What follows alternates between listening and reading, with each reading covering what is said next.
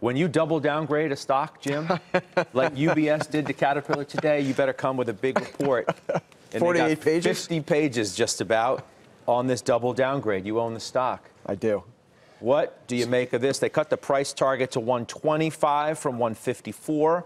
Obviously a call of the day candidate for us, which is why we're doing it. What do you think? So, look, I've got some bullets here, and I think Steph does too. I'll save some for her. Look, obviously, analysts always want to make a name for themselves. Think about Meredith Whitney with the Citigroup dividend cut, whenever that was, 10, 11 years ago, and she really made a name for herself. I think that this analyst is trying to make a name for themselves with this cat double cut to sell. I mean, that's sort of saying you're going to go out and short this stock. I think that's a little much. I take issue with the fact that what he's premising this on is that next year, 2020, he'll see construction decline 8%. I believe that's a global number. And energy and transportation decline 5%.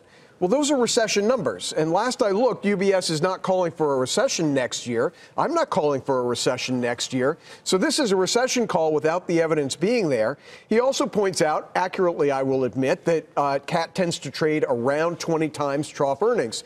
His trough earnings are $10.35 in 2022. That would give him, a stock price of over $200 versus today's share price in the 130s. Again, I said I would leave some ammunition for Stephanie here, but I completely disagree with both the premise and the outcome of this analyst report. What happens if the end markets, which they say 55% of the end markets are going to peak in 19, so what happens if they slow? But why does that have to go as far as recession?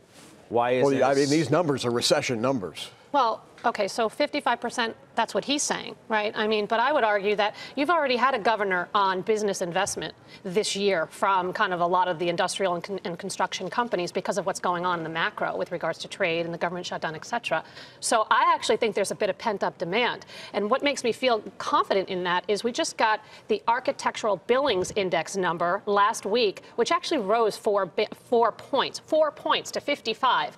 And that is a very good leading indicator for non-residential construction spending intentions by about 6 to 12 months. So if that number is actually accelerating, and it actually got soft last year, and it was a good tell for kind of a little bit of a roll. So that is one piece. And then the second piece is I'm not sure how you get off this thing when you haven't had a CapEx cycle in oil and gas and also in Latin America and in mining. So I just feel like 11 times forward with a good yield, great quality company, pricing power. I like this. If we never get that CapEx boom, no, I don't think we're going to get a boom. I don't think we're going to get a boom. But I think we had some pent-up demand actually at the end of last year. And you would expect it given all the macro uncertainties. But I do think you will see that improve throughout this year.